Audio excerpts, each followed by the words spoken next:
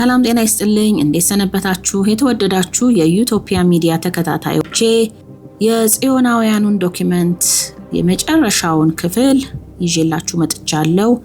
ከባለፈው የቀጠለ ነው። በእርግጥ ባለፈው ሳምንት ነበር ጨርሰዋለሁ ያልኩት፣ ግን ስለረዘመ ቆርጬ የቀረችውን ክፍል ደግሞ ዛሬ ላሰማችሁ ተመልሼ መጥቻለሁ። በክፍል 44B ማለት ነው። እስከ መጨረሻው አብራችሁኝ ቆዩ። ብዙ ቁም ነገሮች ታገኙበታላችሁ።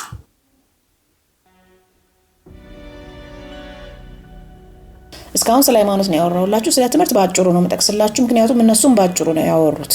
ግን ትምህርትን አስመልክቶ እናውራ ገባ ብለን ከተባለ በጣም ብዙ ሰፊ ነገር አለ። እዛ ውስጥ ግን ዛሬ አልገባም። ከዚህ በፊት ስለ ትምህርት ስርዓት ያወራኋቸውን አንዳንድ ነገሮች ወደ ኋላ መለስ ብላችሁ ማየት ትችላላችሁ። ለአሁኑ ምን አሉ ስለ ትምህርት የሚለውን ካየን ጽዮናውያኑ ትምህርትን አስመልክቶ ያላቸውን አፍራሽ እቅድ የሚጀምሩት እነርሱ የሚፈልጓቸውና የእነርሱን አጀንዳ የሚፈጽሙላቸው ምሁራን ምን አይነት ናቸው የሚለውን ከማስቀመጥ ነው። ቅድም የጠቀስኩላችሁ የሚስጥር ማህበራትን ጆይን ለማድረግ ፍላጎት ያላቸው ምርጥ ዘር ያልሆኑ ጎይ ሰዎች ምን አይነት ናቸው የሚለውን ነው። አሁን ግን ምሁራን ላይ ያተኩረው ደግሞ የእኛን ሀሳብ የሚፈጽሙልን ምሁራን ምን አይነት ናቸው ይላሉ። አብዛኞቹ ምሁራን ይላሉ ሲገመግሙን ማለት ነው። እንግዲህ የኛ ምርጥ ወኪሎችን ተዋቸውና ከኛ ውጪ ያሉት አብዛኞቹ ጎይ ምሁራን አንደኛ ምንም አያውቁም፣ ጸባያችንን አጥንተዋል። ማለትም በትክክል እየተካሄደ ስላለው ድብቅ ፖለቲካዊ ውጊያ፣ በብዙ ዘርፍ ያለው መንፈሳዊ ውጊያ፣ ስለዚህ ነገር ምንም የሚያውቁት ነገር የለም። ፓወር ስትራግሉ እንዴት እንደሆነ አካሄዱን አያውቁትም። በመጽሐፍ ጽፈን በዩኒቨርሲቲው ያስቀመጥንላቸውን ብቻ ነው የሚያውቁት ይላሉ። ሁለተኛ እነሱ የሚፈልጉት የተለያዩ ሐሳቦችን እያመነጩ ሲያወሩ ፋንታሳይዝ ሲያደርጉ ምናምን ህዝቡ ሲያጨበጭብላቸው ማየት ነው የሚፈልጉት እንጂ ተግባራዊ መሆን ስለሚችል ነገር፣ ስትራቴጂክ የሆነ እቅድ፣ ጸጥ ብለው ሊሰሩ ስለሚችሉት ስራ ማሰብ አይችሉም። ጭብጨባ ይወዳሉ፣ እውቅና ይወዳሉ። እኔ የምሰራው ስራ ምን ያስከትላል፣ እኔ የማወራው ሐሳብ ተግባራዊ መሆን ይችላል ወይ፣ ይሄንን መገምገም አይችሉም፣ ማሰብም አይችሉም። ምክንያቱም የዛን አይነት ትሬኒንግ አልሰጠናቸውም። ይሄ ለኛ ብቻ ሪዘርቭድ የሆነ ነው። ለሌላው ዓለም ህዝብ ግን በዩኒቨርሲቲው እንደዛ አይነት ሁለገብ የሆነ ሰፊ አስተሳሰብ እንዲኖረው አድርገን አልቀረጽ ነው። ስለዚህ አብዛኞቹ የሌላው ሀገር ምሁራን፣ የሌላው ህዝብ ምሁራን እንደዛ ናቸው ይላሉ። ከምንም ነገር በላይ ስኬትንና ስኬታማ መባልን የሚያስቀድሙ ናቸው ይላሉ። ኢሞሽን ኦፍ ሰክሰስ ይሉታል። ስኬታማ የሚያስብላቸው ከሆነ ይላሉ የራሳቸውን እቅድ ትተው እንደ ስኬታማ እንዲታዩ ወደሚያረጋቸው መስመር ዘው ብለው ይገባሉ ይላሉ። they sacrifice their plan for the emotion of success ነው የሚሉት ዶክመንታቸው ላይ። ይሄንን ደግሞ እንደ ድክመት ነው የሚያዩት። ማለትም ልብ ቢኖራቸው ኑሮ እንደዛ ያደርጉ ነበር፣ ግን እንደዛ አይደሉም። ስለዚህ ለኛ ምቹ ናቸው ሐሳባችንን ለማስፈጸሚያ ይላሉ። ይንቁታል አብዛኛውን ምሁር። ለስኬት ሲሉ የራስን እቅድ መስዋዕት ማድረግ ማለት ምን ማለት ነው በአንድ ምሁር ደረጃ የሚለውን እኔ በገባኝ መጠን ዝም ብዬ አንድ ሐሳባዊ ምሳሌ ልስጣችሁ። እንበልና አንድ የሕክምና ዶክተር አለ እንበል። በሙያው በጣም ችግር ፈቺ የሆኑ እይታዎችና ዕውቀቶች አሉት። እሱ በሰለጠነበት የሕክምና መስክ ለምሳሌ ስለ ካንሰር ብዙ ያውቃል እንበል። ኢትዮጵያ ውስጥ ብዙ ሰው በካንሰር እየተጠቃ ነው፣ ከጊዜ ወደ ጊዜ እየጨመረ ነው። ይሄ እውነትም ዳታዎቹም እንደዛ ያሳያሉ። ችግሩ ከየት እንደመነጨ፣ ምን ቢደረግ ችግሩን መፍታት እንደሚቻል ወዘተ ይሄ ዶክተር ያጠናው ጥናት አለ እንበል። በስራ ልምዱ ብዙ ያየው ነገር አለ፣ በሌላ ሀገራት ብዙ ያየው ነገር አለ እና አንዳንድ ሐሳቦችን ደግሞ በሚያካፍልበት ሰዓት በየኮንፈረንሱም በየምኑም ሊሆን ይችላል በጣም ግራውንድ ብሬኪንግ እና ተስፋ ሰጪ ነው ብለው ሌሎችም ፊድባክ የሚሰጡት አይነት ሰው ነው ብለን እናስብ። ተግባራዊ መሆን ቢችል ይሄ ነገር እውነት ችግራችንን ይፈታል ብለው የታመነበት ሰው ነው ብላችሁ አስቡትና ሊጋፈጣቸው የሚፈልጋቸው አንዳንድ ምግቦች አምራቾችን፣ አንዳንድ ድርጅቶችን ለዚህ ነገር መስፋፋት ተጠያቂ ሊያደርጋቸው የሚችል ዌስት ፕሮዳክታቸው ሊሆን ይችላል ወይም የተለያየ ነገር የገባው ነገር አለ ብለን እናስብ። በቃ ነገሩ ገብቶታል ሰውየው እና እንዴት ፈንድ አግኝቶ በአገሪቱ የተለያየ ክፍሎች እንዴት አዌርነስ እንደሚፈጥር፣ ከጤና ጥበቃ ሚኒስቴር ጋር እንዴት እንደሚሰራ፣ አንዳንድ አሰራሮችን እንዴት እንደሚቀይር ይሄ ሰው እያሰበ ነው ብለን እናስብ። በቃ በርቶለታል እንበልና እንደዚህ እያሰበ ሳለ ይሄ ሰው ከመንግስት ፖለቲከኞች ሊሆን ይችላል ወይም ደግሞ በሌላ እንደው አንድ ጎበዝ ዶክተር አለ እንደው ያን ሰውዬ አምጥተን እዚህ ቦታ ላይ ቦታ ሰጥተን ብንሾመው በጣም አዋቂ ስለሆነ በፊልዱም የተከበረ ነው፣ በህዝቡም ዘንድ ጥሩ አመኔታ ሊኖረው ይችላል፣ ብዙ ያግዘናል፣ ይጠቅመናል ብለው የሹመት ሐሳብ የፖለቲካ ሰዎች ያቀርቡ እንበል። እንግዲህ እንደ ጽዮናውያኑ አባባል ከሆነ ይሄ ሰውዬ መጀመሪያ ያሰበውን እቅድ ተግባራዊ በማድረግ ፈንታ ሹመት እንደ ስኬት ስለሚታይ፣ በተለይ ደግሞ በጣም ብዙ ሙገሳ አብሮ ካለው ማለት ነው፣ በየሚዲያው መሞገስ፣ ሽልማት፣ እውቅና፣ ሪኮግኒሽን፣ በየተለያየ ሀገር እየሄዱ ሰርቲፊኬት መሰጠት፣ ዋንጫ መሸለም ምናምን ካለው ይሄ ሰው ሹመቱን ይቀበልና የመጀመሪያውን እቅዱን እርግፍ አድርጎ ይተወዋል ማለታቸው ነው። ጎይ ኢንተሌክቹዋልስ ይላሉ they sacrifice their plan for the emotion of success። ለስኬት ሲሉ እቅዳቸውን እርግፍ አድርገው ለመተው ፈቃደኞች ናቸው። ስለዚህ ለኛ ይመቻሉ ይላሉ ማለት ነው። ይሄ ሰው እንግዲህ የሆነ ነገር ሚኒስቴር ወይም ሚኒስቴር ዴታ ወይም ካንትሪ ዳይሬክተር ወይም የሆነ ተሿሚ ሆነና ከዚያ ሳያውቀው ለብዙ ዘመናት በተለያዩ የቢሮክራሲና የፖለቲካ ወሬዎች የመሳሰሉት ውስጥ ይቆይና እሱ መጀመሪያ ያሰበውን ሳይሰራ በሌሎች ነገሮች ተጠልፎ ግን ስሙ ሀገር አውቆት ዓለም አቀፍ ድርጅቶች ሽልማት ሸልመውት መጽሔቶች ላይ ፎቶ ወጥቶ 100 ቤስት ኢንፍሉዌንሻል ፒፕል ኢን አፍሪካ ምናምን ተብሎ ያ ሰው ለራሱ ስኬታማ ነኝ ብሎ አስቦ ህሊናው ግን መጀመሪያ ያንን ነገር ግን ሳልሰራበት ሳልቀጥልበት እያለ እንደዛው የሌሎችን አጀንዳ ሲፈጽም እንደኖረ እያሰበ ህሊናው በውስጡ እየጠየቀው የሚኖር ምሁር ብላችሁ አስቡት። ጽዮናውያኑ አብዛኞቹ የጎይ ምሁራን እንደዛ ናቸው ይላሉ። የኛ ምሁራን ግን ይላሉ ጎይ ያልሆኑት God's chosen people እንደኛ ምርጥ ዘር የሆኑት እኛ ማለታቸው ነው። እኛ ግን እንለያለን፣ የኛ ወኪሎች ይለያሉ። ማለትም እነዚህ ድቅሎቹና ሃርድ ኮር የሆኑት የጽዮናውያን ሜምበሮች ማለት ነው። እኛ በተቃራኒው ነን ይላሉ። ስኬታችንን ለእቅዳችን መስዋዕት እናደርጋለን ነው የሚሉት። የኛዎቹ ስኬታማ፣ ውጤታማ፣ ተሸላሚ፣ እውቅና የተሰጠው ወዘተ ከመባል ይልቅ አጀንዳችንን ተቀብለው እየሰሩበት እስከሆነ ድረስ እቅዱ ወደ ተግባር ሲለወጥና የዚያች ሀገር አቅጣጫ እነሱ ባሰመሩት ቦይ ሲፈስ ማየት ነው የሚያረካቸው። እቅድ ተግባራዊ ሲሆን ማየት ነው የሚያረጋቸው። ስለዚህ በህቡ ሊሰሩ ይችላሉ ማለት ነው። ፊት ለፊት እውቅና ባይሰጣቸው፣ ህዝብ ባያውቃቸው፣ እንደ ስኬታማ ባይታዩም፣ ስም ባይኖራቸውም፣ ምን እየሰሩ እንደሆነ እንደው ቤተሰባቸው ራሱ ባያውቅም ከመጋረጃ ጀርባ ሆኖ ግን ተጽዕኖ መፍጠር ደስ ይላቸዋል እና እንደዚህ መኖር ነው የሚወዱት። የኛ ምልምሎችና አባሎች እንደዛ ናቸው። ጎይ ያልሆኑት የራሳችን ሰዎች የሚሏቸው ማለት ነው። ጎይ ኢንተሌክቹዋልስ የቀድሞቹ ግን የኛ ቢጤዎቹ ምሁራን ማለት ነው። እንግዲህ አንዳንድ ጊዜ እነሱ እንደሚያስቡት ሆድ አምላኩ የሆነ ምሁር ብቻ አይደለም ያለው። ቤስት ምሁራን አሉ እግዚአብሔር ይባርካቸው። ሁሉ ጊዜም በእያንዳንዱ ሀገር በእኛም ሀገር በጣም ብዙ ምሁራን አሉ። በቃ ተግባራዊ ነገር የሚፈልጉ ብሪሊያንት የሆኑ አሉ። መገዳደራቸው አይቀርም። እንግዲህ የጽዮናውያኑን አጀንዳ በዛ መሰረት ላይ ሄዱ ይችላሉ። እነዚህ ሰዎች የራሳቸውን መንገድ ነው የሚከተሉት።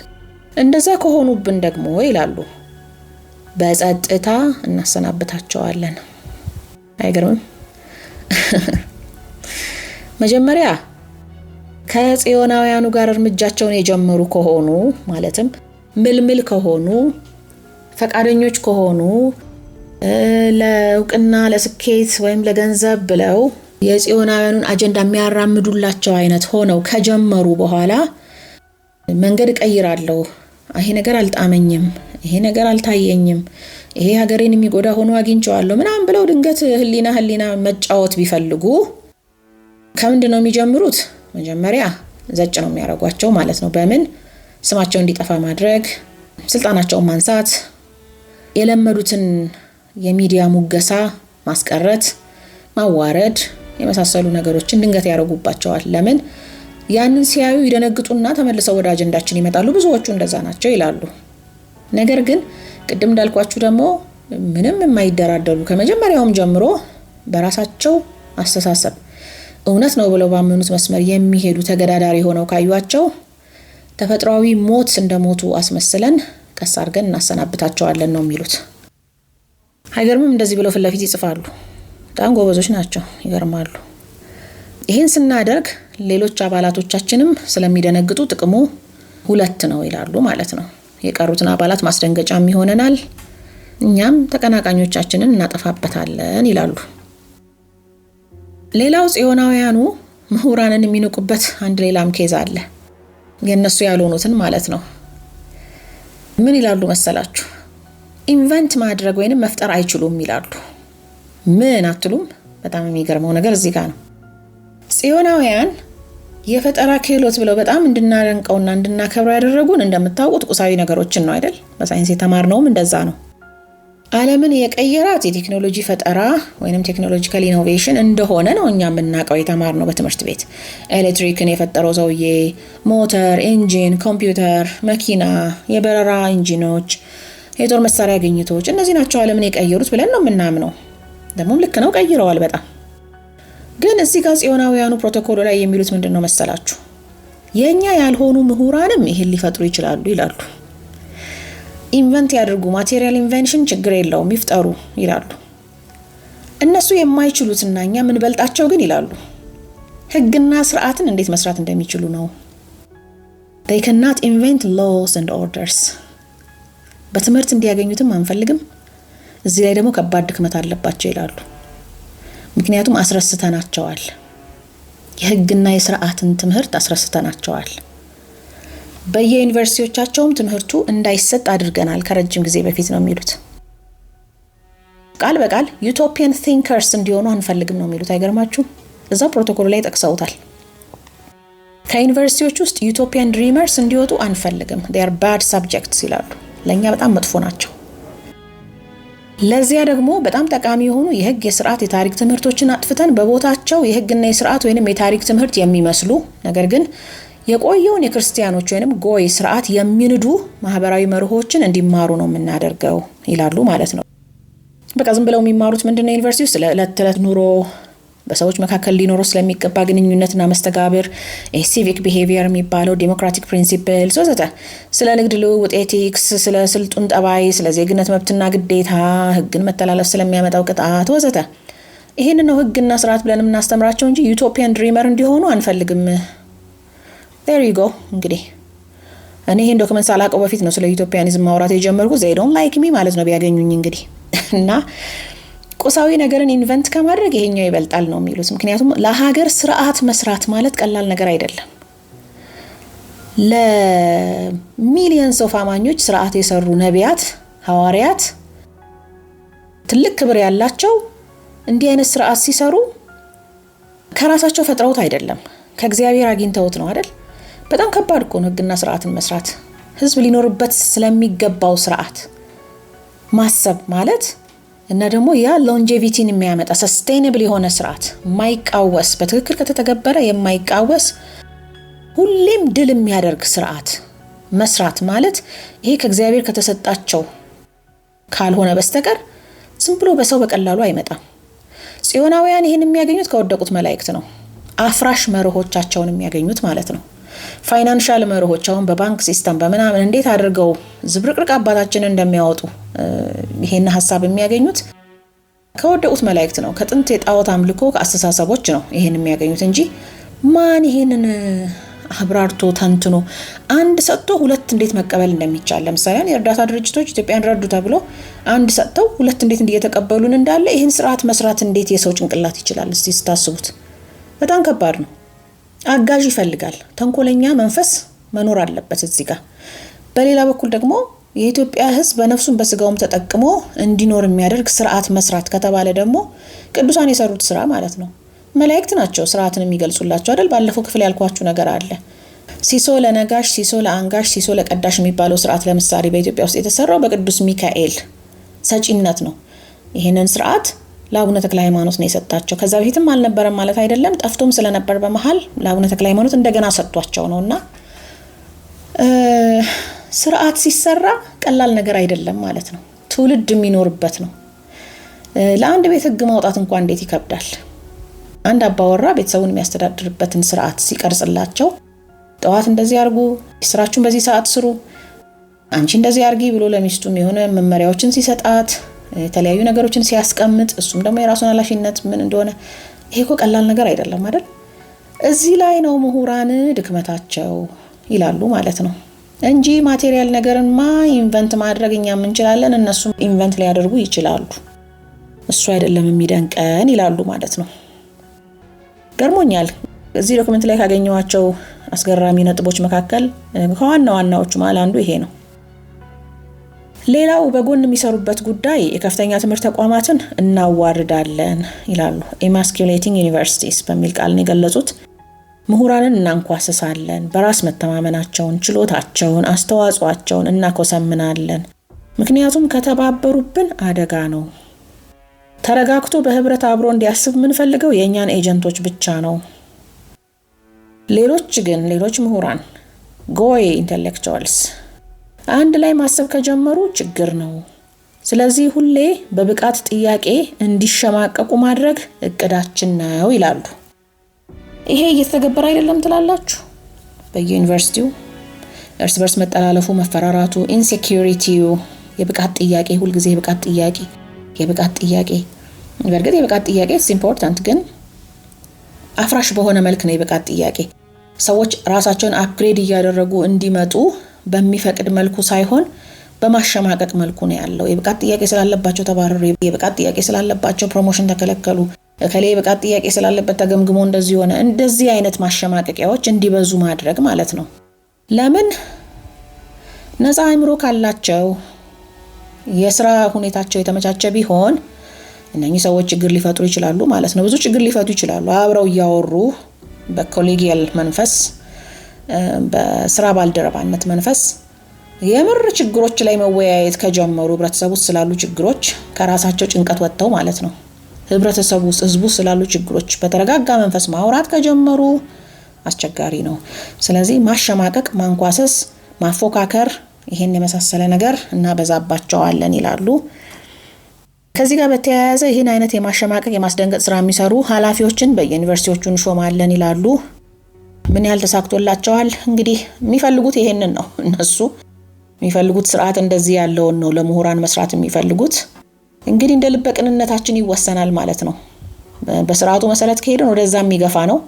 ነገር ግን ያ ምሁር ግን በኃላፊነት ስሜት፣ በሰብአዊነት ስሜት ከህጉ ውጭም እየሄደ ራሱ ባመነበት መንገድ ሊሄድ ይችላል። እንደዚህ አይነት ሰዎች ስላሉም ነው በዚህ ደረጃ በተወሰነ መልኩም ያለ ነው እንጂ ገፊው መንፈስ ግን ወደ ተቃራኒ አቅጣጫ ነው።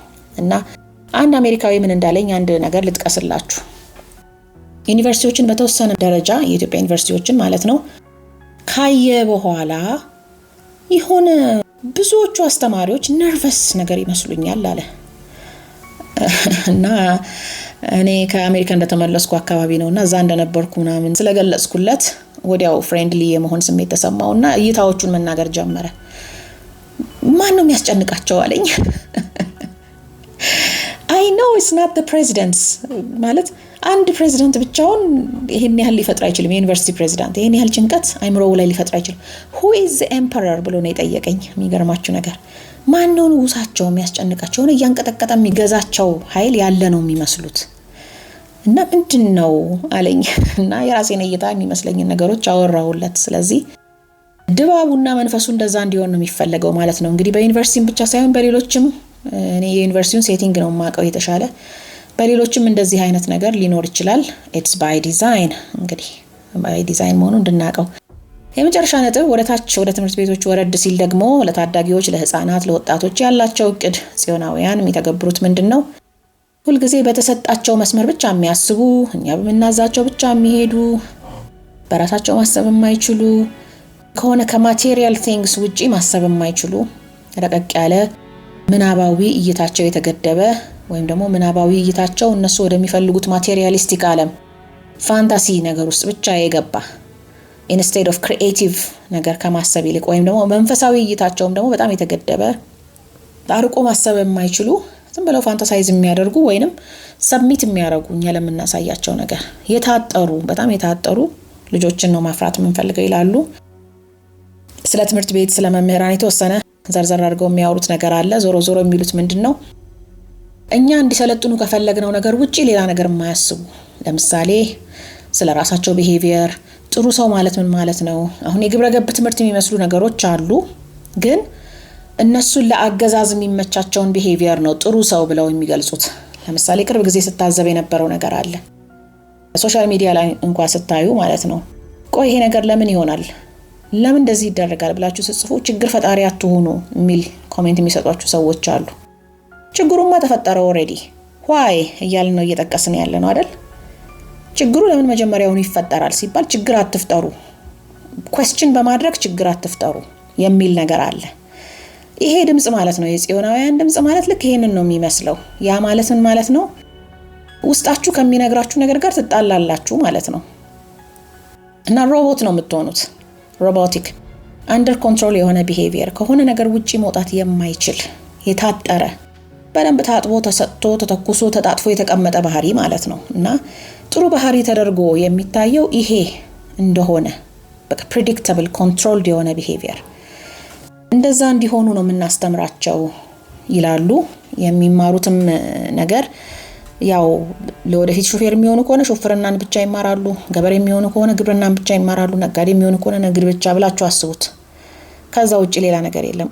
ኦል ራውንድድ እንዲሆኑ ሁለገብ የሆነ 360 ዲግሪ ዞሮ ማየት የሚችል በራስ የሚመረምር ምናምን የሚባለው ነገር የሌላቸው እና ስለ ቁሳዊው ዓለም ብቻ የሚያስቡ ኢንዲፔንደንስ ኦፍ ቶት የሚባል ነገር አይኖርም። ኢንዲፔንደንስ ኦፍ ኢንስትራክሽን የሚባል ነገር አይኖርም። መምህራን የሚያምኑበትን ነገር የሚታያቸውን ነገር መናገር አይችሉም ከሆነ ነገር ውጪ። ኢንተሌክቹዋል ፍሪደም የሚባል ነገር አይኖርም። እንደዛ አይነት ነገር ነው ምን ፈጥረው ይላሉ። መጀመሪያ የገለጽኩላችሁን እንግዲህ ይሄንን ገለጻ ገና ሲጀምር ስለ ጽዮናውያን አስታውሱ። ምንድነው ያሉት?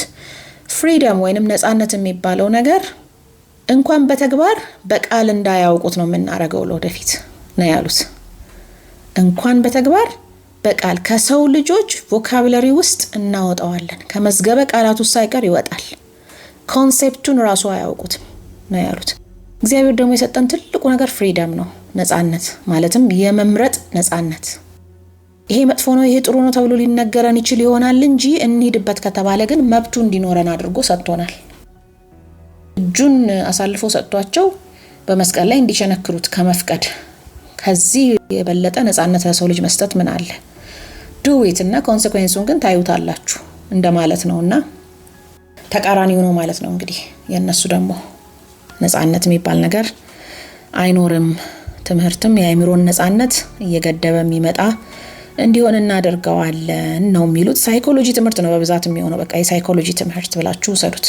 ሳይኮሎጂ በጥሩ መንገድ ሳይሆን ይሄ ቢሄቪየር ኮንትሮል ላይ የሚያተኩሩ ሳይኮሎጂዎች ማለት ነው። እንግዲህ ይሄንን ነው የሚያስቡትና የሚያቅዱት። ወደ እነሱ መስመር በጣም እየገባን ነው፣ ግን ላለመግባት የመግደርደር የመውጣት እድሉም አለን። ምክንያቱም ሁልጊዜም እግዚአብሔር አለ። የእግዚአብሔር ኃይል ይበልጣል ከሰይጣን ኃይል፣ የክርስቶስ ኃይል ይበልጣል ከጸረ ክርስቶስ ኃይል።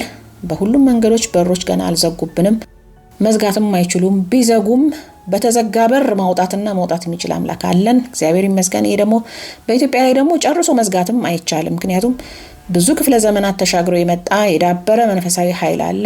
ያ የተዳፈነ ረመጥ ማለት ነው። የሚቆሰቁሰውና የሚያራግበው የሚያቀጣጥለው ብቻ ነው የሚፈልገው እንጂ ሊያጠፋው የሚችል የለም። ይጠፋል የሚባል ነገር የለም። ይዳፈናል፣ አዎ፣ ግን መቆስቆስ ብቻ ነው። እና አንድ ሁልጊዜ ሳስበው የሚገርመኝ ነገር አለ። እስራኤል መጽሐፍቶቻቸው በሙሉ የጠፉበት ጊዜ ነበር በብሉይ ኪዳን። በባቢሎን ተማርከው በነበረበት ጊዜ ኮምፕሊትሊ የሕግና የሥርዓት መጽሐፍቶቻቸውን ያጡበት፣ ካህናት የጠፉበት፣ ነቢያት የጠፉበት፣ ቤተ መቅደስ የሌላቸው ጊዜ ነው የነበረው። ተመልሰው ሲመጡ ግን ያ የጠፋውን ነገር በሙሉ አንድ ካህን ነው መልሶ ያስገኘላቸው፣ እዝራ። ቅዱስ ዑራኤል መጣ፣ የጥበብን ጽዋ አጠጣው። 4 ነጥብ በቃ ቁጭ አለ፣ ሰበሰበ ሊቃውንቱን። በሉ እኔ ነግራቸዋለሁ እናንተ ጻፉ አለ። የጠፋባቸው የሕግጋት መጽሐፍት በሙሉ ተሰብስበው በአንዴ ተጽፈው አለቁ ማለት ነው። ባክ ቱ ዘ ኦሪጂን። ጠፍቶ የነበረው ሁሉ ተመልሶ መጣ እና አንድ ቅዱስ ዑራኤል ይሄንን መስራት ይችላል። አንድ መልአክ ብቻውን፣ አንድ መልአክና አንድ ካህን አብረው ይሄንን ሰርተው ሕግና ስርዓታቸውን ለእስራኤል መልሰው ሰጡ። nothing can be lost ብዬ አምናለሁ። የሚያስፈልገው ምንድነው? የራሳችን መንፈሳዊ ግንኙነት ከእግዚአብሔር ጋር የጠነከረ ከሆነና ሁልጊዜም በእግዚአብሔር ሁሉን እንችላለን ብለን ካሰብን ሁልጊዜም ተስፋ አለ። አንድ አስተያየት አይቼ ነበር። በጣም ተስፋ አስቆረጠኝ ያወራሹ ነገር። ጽዮናውያን በዚህ ደረጃ ተቆጣጥረውናል እንዴ? ታዲያ መፍትሄው ምንድነው? የሚል አንድ የተጻፈ ነገር ያየሁት አለ። ምንም ተስፋ የሚያስቆርጥ ነገር ሊኖር አይገባም። የመፍትሄ ሐሳብ የሚለውንም በጥቂቱ 4 ነጥቦች ብቻ ልናገርና አቅጣጫ ነገር ጠቁሜ ተወዋለሁና፣ አንደኛ በመንፈሳዊ ሕይወት መበርታት። አሁን እንዳልኩት በጸሎት ትጉ የሆነ አይኑ የተከፈተ ከእግዚአብሔር ከቅዱሳን መላእክት ከቅዱሳን አባቶችና እናቶች መልእክት መቀበል የሚችል በተከፈተ ሰማይ የሚኖር። ብዙ ጊዜ መላከ መንክራት መምህር ግርማ ወንድሙ የሚሉት ነገር አለ። ክርስቲያን በተከፈተ ሰማይ ነው መኖር ያለበት። ማለትም ግንኙነቱ ከእግዚአብሔር ጋር የሆነ ነገር ፈልጎ ከእግዚአብሔር መቀበል የሚችል መሆን አለበት እና እኛው ላይ ግርዶሽ የሆኑብንን ነገሮች ማስወገድ ከመናፍስት ጀምሮ እስከ አስተሳሰባችን ድረስ ማለት ነው። አይነ ጥላ የሆኑብንን ነገሮች ክፉ መንፈሶችን ማስወገድ፣ አስተሳሰባችንንም ብራይት ማድረግ ይቻላል የሚል ነገር ሪያሊቲውን ምን ያህል መጥፎ እንደሆነ ከተረዳን በኋላ ከዛ ደግሞ ፖሲቢሊቲውም ከዛ በላይ ሰፊ። አሁን ጽዮናውያን የዘጉት መንገድ አንድ ቢሆን እኛ ልንከፍት የምንችለው ደግሞ 7 መንገድ አለ እና እኛ እንደምንበልጥ ይሄንን ማወቅ አለብን ከእግዚአብሔር ጋር። ሁለተኛ እንደ አንድ ኦርቶዶክስ ተዋሕዶ ቤተክርስቲያን ምእመን ደግሞ እኔ ሰጀስት የማደርገው ነገር መጽሐፌም ላይ የፀሐይ ከተማ ላይ በተወሰነ ያስቀመጥኩት ነገር አለ። መጨረሻው ቻፕተር ላይ የኢትዮጵያ ኦርቶዶክስ ተዋሕዶ ቤተክርስቲያን በተለይ በሰንበት ትምህርት ቤቶቿና በራሷ ትምህርት ቤቶች ተቋማት፣ የከፍተኛ ትምህርት ተቋማትም ሊሆን ይችላል፣ መሰረታዊው የሃይማኖት ትምህርት ከተሰጠ በኋላ በየደረጃው እንደየተማሪዎቹ እድሜ ጠለቅ ብሎ ወደ እነዚህ ርዕሶች መምጣት ያስፈልጋል። እኛ ማነን? እነሱ ማን ናቸው? ጽዮናውያንና መሰሎቻቸው ማለት ነው። ትርኪ ምርኪዎች በዓለም የተሰባሰቡት በሙሉ እነማን ናቸው? እኛ የቅዱሳንን መስመር የነቢያትና የሐዋርያትን፣ የነገስታትን፣ የሰማዕታትን፣ የሊቃውንትን፣ የመነኮሳትን መስመር እየተከተልን ነው። ያ መስመር ምንድነው? በደንብ ማወቅ። እነርሱስ ዘመናውያን ዓለማውያን ምሁራን መስለው፣ ዓለም አቀፍ ድርጅቶች መስለው፣ ረጂዎች መስለው፣ አማካሪዎች መስለው የሚመጡብንስ እነማን ናቸው? የእነሱ እምነት ምንድነው? ለጊዜው ከላይ የሚወራውን አይደለም። ካቶሊክ ፕሮቴስታንት ምናምን የሚለው አይደለም። ከየት መጣ? ዓላማቸው ምንድነው? ከየት መጡ? ወዴት ነው የሚሄዱት? ከጠየቅነው እግዚአብሔርን በትንትን አድርጎ ይገልጽልናል። አሁንም እየገለጸልን ነው። የእነርሱ የገንዘብና የፖለቲካ ስርዓት ምንድነው? ለምን ፈለጉት? ምን እያሰሩን ነው? ምን እያደረጉን ነው የሚለውን ነገር እየዘረፉን ነው። ሌላ ምንም እየሰሩ አይደለም። እያኮሰመኑን ነው። እና እንዴት የሚለውን ማየት፣ ከዛ ደግሞ ይሄን ዳራውን ከመረመሩ በኋላ በእያንዳንዱ ህግና አሰራር ውስጥ ሰውረው የሚያስቀምጡትን ጸረ ክርስትና ህግ ማወቅ፣ መቃወም፣ እግዚአብሔር በገለጠልን ልክ ማለት ነው። አሁን ስርዓተ ትምህርት ውስጥ ነው ይሄንን ሳይ የነበረው ለማየት ስሞክር የነበረውና ስርዓተ ትምህርት ውስጥ የተሰወረ ጸረ ክርስቲያናዊ ትምህርት አለ። በየደረጃው በእያንዳንዷ ምዕራፍ ውስጥ አለ እና ከኛ እይታ አንጻር መዋጀትና መቃኘት እንችላለን። የትኛውም ዘርፍ ቢሆን ማለት ነው፣ የትኛውም ሰብጀክት ቢሆን እና በዛ ደረጃ ማሰብ እንችላለን። በየተሰጠን ሎት በዓለም አቀፍ ደረጃ ማሰብ ላይ ይጠበቅብን ይችላል። ግን በዛች በእኛ በምንሰራት በእኛ ክልል ላይ ባለችው ነገር የሙያ ክልላችን ማለት ነው፣ በዛች ፊልድ ውስጥ ምን እየሆነ ነው ብለን ከዚህ መነጽር አንጻር ስናየው እግዚአብሔርንም ስንጠይቅበት በጣም በደስታ ብዙ ነገር ይገልጽልናል። ይሄንን ነው የሚፈልገው። እሱም ከኛ የሚፈልገው የሚገርማችሁ ይሄንን ነው። ግለጡት ነው የሚለው። ከክፉ ስራ ጋር አትተባበሩ፣ ከዲያብሎስ ጋር አትተባበሩ፣ ይልቁንም ግለጡት፣ ግልጥ አድርጉት ነው የሚለው።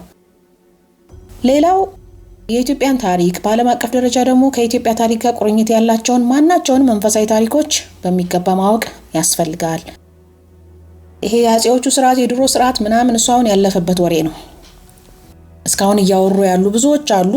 እኔ ግን ሳያቸው እነሱ ራሳቸው እንደዛው እያወሩ እያለ አልፎባቸዋል። እያለፈባቸው መሆኑን ራሱ አላወቁ። አፄዎቹ የተጠሉት ኢሉሚናቲን ገትረው ስለያዙ ነው። ልርገምላችሁ፣ አፄዎቹ የተጠሉት ኢሉሚናቲን ገትረው ስለያዟቸው ነው። በራሳቸው ኃይል ሳይሆን በእግዚአብሔር ኃይልና በቅዱሳን እርዳታና ምክር። ስለዚህ እንዲሁ ተራ የሆነ ወሬ ላይ ማተኮር አያስፈልግም። ያለፈን ታሪክ ስንመረምር ለምሳሌ አፄ ከሌ የሚባል ፈረስ ነበራቸው፣ እዛ ፈረስ ላይ የሆነ ጊዜ ሲጋሉ ምናምን አይነት የቡና ላይ ወግ ብቻ እዛ ላይ ተገድቦ መቅረት የለበትም እይታችን። ከዛ አለፍ ብለን ነው መሄድ ያለብን። ምን አይነት መንፈሳዊ፣ ዲፕሎማሲያዊ፣ ዓለም አቀፋዊ ውጊያ ላይ ያተኩረው እንደኖሩ፣ ስለ ዓለም የነበራቸው አተያይና ግንዛቤ ምን እንደነበረ፣ ስለ ሀገራቸው ያላቸው እንዲሁም ባዕድ አምልኮን፣ የምስጢር ማህበራትን፣ ባዕድ ሃይማኖቶችን አስመልክቶ የነበራቸውን አቋም ማጥናት፣ ውጤታማ የነበሩ የአስተዳደር ስልቶቻቸውን ደግሞ መረዳት ያስፈልጋል። በኢትዮጵያኒዝም በኩል ማየው ነው ይሄንን ነው። በተጨማሪ ደግሞ በእኛው ቤተክርስቲያን ድርሳናት መጽሐፍት በየዜና መዋዕሉ በየገድሉ ተጽፈዋል። ተረት ተረት እያሉ የጽዮናውያኑ ወኪል መናፍቃን 24 ሰዓት ሊቀልዱ ይችላሉ። በዚህ ላይ እነሱ እንግዲህ ተረት ተረት ሆነው ሊቀሩ አስበዋል መሰለኝ። ያፋቸውን ፍሬ እንዳይበሉ ፈራላቸዋለሁ። መተረቻ መቀለጃ ሆነው በኢትዮጵያ ታሪክ ውስጥ እንዳይመዘገቡ ፈራላቸዋለሁ። እኛ ግን ከዛ አልፈን ሄደን በደንብ አድርገን ይሄንን ርዕሰ ጉዳይ መረዳት አለብን። በሰፊው ወደ ቅዱሳን ነገስታት ታሪክ፣ ወደ ነቢያት፣ ወደ ሐዋርያት፣ ወደ ድርሳናት፣ ወደ ዜና መዋዕሎች ታሪክ መግባት፣ ህጎቻቸውን፣ መመሪያዎቻቸውን ማጥናት፣ የቃል ኪዳን ህዝብነት ምንድነው የሚለውን ወደ ማጥናት መመለስ አለብን። ሌላው የቤተክርስቲያን መምህራን ሁለት ቦታ መርገጥ መተው አለባቸው። በዚህ በኩል የሆነ ዲፕሎማቲክ የሆነ ነገር ለመስራት በሚል አንዳንድ ጊዜ ሌሎች አካላትን ለማስደሰት ብለው ኮምፕሮማይዝ የሚያደርጉት ነገር ተውት ሙሉ ለሙሉ። እናንተ የእግዚአብሔርን እውነት በትውልድ ውስጥ ለማቆየት ስትሰሩ ቅር የሚለው ካለ ጉዳዩ ነው። ብዙ ጊዜ ስህተት ሲሰራ፣ ሲነገር፣ ሲተረክ፣ ሲተገበር እያያችሁ ይሉኝታ አይሉት፣ መደንዘዝ አይሉት ዝም ትላላችሁ። እውነት ግን እሷ ናት የምትጠቅመው። እውነት አርነት ያወጣችኋል ነው የተባለው። እውነት ሁሉንም አታስደስትም። ለጊዜው ብዙዎችን ታስከፋለች። በኋላ እያደርግን ለብዙዎች መድኃኒት ትሆናለች። ጥበብ፣ ማስተዋል፣ እርጋታ፣ ፍቅር የተወደዱ ነገሮች ናቸው። በእነርሱ ስም ግን መደንዘዝ ጥሩ አይደለም። ይሄ ሽኩርምምምም ያለ የተቅለሰለሰ አይነት ክርስትና በቃ የሆነ እመቤታችን ቅድስት ድንግል ማርያም ሁሉን ነገር በልቦናዋ ትይዝ ነበር ይላል አይደለም ወንጌል። በሌላ አገላለጽ በኩል ደግሞ ከአይሁድ ጋር በኃይል ትከራከር ነበር የሚልም ደግሞ አለ። አይገርማችሁም? በግል የተጻፉ ቅዱስ ዮሐንስ ከሷ ጋር አብሯት ይኖር ስለነበር ጌታን ካረገ በኋላ ለአንድ ንጉስ የጻፈው ደብዳቤ ላይ ይመስለኛል። ይሄንን በጽሁፍ በሶሻል ሚዲያም ላይ ሲንሸራሸር አየዋለሁ። ድሮም በሰንበት ትምህርት ቤትም ሲነበብ እሰማዋለሁና የማይሆን ነገር ፍትሃዊ ያልመሰላትን ነገር ስታይ ትከራከር ነበር በኃይል። ስለ ልጇም ትከራከር ነበር፣ ስለ እውነት ትከራከር ነበር እንጂ በቃ ይሁን ምትላ አልነበረችም። የሌለ ፐርሰናሊቲ ነው አይምሯችን ውስጥ እየሳልን የምንቀመጠው አንዳንድ ጊዜና እንደዚህ አይነት የተደናዘዘ ነገርን ህዝብ ውስጥ ማስረጽ ብትተው ጥሩ ነው። እናንተም ከመደንዘዝ ወጣችሁ ትልቅ ጉዳዩ ላይ ማሰብ ጀምሩ። እያሰባችሁ አይደለም ማለት አይደለም፣ ግን መብታችን አይደለም ገደባችን ነው ብላችሁ ካሰባችሁ ያንን ተውት ማለት ነው። ስለ ጦርነት፣ ስለ መፈናቀል፣ ስለ ስደት፣ ስለ ድህነት፣ ስለ ስራ አጥነት ወዘተ ለነዚህ መስቀልቅሎች የሚታያችሁን እግዚአብሔር ያቀበላችሁን ነገር ተናገሩት፣ ስሩት። ምክንያቱም ህዝቡ በበረከት እንዳይኖር ብዙ ሴራ ይሰራበታልና ስለ መንጋው ግድ የሚላችሁ ከሆነ ያንን ሞግቱ። እግዚአብሔር እንዳቀበላችሁ መጠን ማለት ነው። ከአቅም በላይ በሚል ደረጃም አይደለም። ጠላት እንዴት እንደተሰለፈ ተመልከቱ። እዚያ ላይ ስሩ። የእግዚአብሔርን ስርዓት ለህዝቡ አስተምሩ። እንዲህ ነው መሆን የነበረበት፣ እንዲህ ነው መሆን ያለበት በሉ እንጂ አትቅለስለሱ። በኢትዮጵያዊነትም ጉዳይ አትደራደሩ። በምትችሉት አቅም ሞግቱ። ከአቅም በላይ በሆነ መንገድ አይደለም። አሁንም በአቅማችሁ ልክ በምታውቋት ልክም ቢሆን ሞግቱ። ምክንያቱም ብዙ ነገር እየተባለ ብዙ ነገር እየተሰራ እየታለፈ ነው። ቤተክርስቲያንን ሊያፈርሱ ከሚፈልጉ ከሌሎች አካላት ጋር አትስሩ። እንደ ሰብአዊ ልትረዱ የምትችሉት ነገር ካለ እርዷቸው እንደ ሰው። ምክንያቱም እግዚአብሔር ለክፉም ለደጉም ፀሐይን ያወጣል፣ ዝናብን ያዘንባል። ስለዚህ ቢራባ ብለው ቢጠማ አጠጣው ነው። ከሰብአዊነት ምንም የምናፈነግጥበት ምክንያት የለንም። ነገር ግን በመንፈሳዊ ጉዳዮች በእውነቶች ላይ መደራደር አያስፈልግም። አታመቻምቹ፣ አትሞዳሞዱ። እግዚአብሔር ለዘመኑ ያለውን መልእክት ለዩ፣ ድምጹን ለዩ። መንፈስ ቅዱስ በህዝቡ ውስጥ ምን እየሰራ እንዳለ ለማየት ያንንም ተከትሎ ለማገልገል ትጉ። የራሳችሁን ምኞትና ሐሳብ ወይንም ፍርሃት አታገልግሉ። ይሄንን ነው ልል የምችለው። እንግዲህ ይሄ ጠቅለል ያለ ነገር ነው። አንድ በአንድ የጽዮናውያን ቅድ እያየን እኛ ደግሞ እንደዚህ እናድርግ የሚለውን እዛው ልግባ ካልኩኝ በአንድ ሰው አቅም ብዙ ድካም ነው የሚሆነው። እስቲ ምን እንደምታስቡ እናንተም በየራሳችሁ የቤት ስራችሁን ስሩ። አስተያየት መስጫውም ላይ የሚታያችሁን ነገር ጻፉ። በመጠኑ እንግዲህ እኔ የምችለውን በትምህርት ዘርፍ ያለውን ነገር በፀሐይ ከተማ መጨረሻው ቻፕተር ላይ የተወሰነ ነገሮች ጽፍ ያለው ዘርዘር ያለ ነገር ደግሜ የምመለስበታለሁ ትንሽ ሰፋ አድርጌ ብዬ አስባለሁ እንደ እግዚአብሔር ፈቃድ። እንግዲህ ለዛሬ እዚሁ ላይ ላብቃ። እስካሁን ድረስ አብራችሁኝ ስለቆያችሁ እጅግ አድርጌ አመሰግናለሁ። የጽዮን ሽማግሌዎች ፕሮቶኮል ወይንም ፕሮቶኮልስ ኦፍ ዘ ለርንድ ኤልደርስ ኦፍ ዛዮን የተባለውን ዶክመንት አስመልክቶ የነበረው ባለ 4 ክፍል ገለጻ እዚህ ላይ ያበቃል። በቀጣይ ሳምንት በእንግሊዝኛ የጀመርኩትን ትምህርታዊ ገለጻ ክፍል 3 እና ባጭሩ አሳያችኋለሁ ያልኳችሁን የፍሪሜሰኖችን ቪዲዮ ኢትዮጵያ ላይ ያላቸውን እይታ የሚያሳየውን ማለት ነው አጠር ካለች ማብራሪያ ጋር ይዤላችሁ ቀርባለሁ። መልካም ሳምንት ይሁንላችሁ። ቸር ሰንብቱ።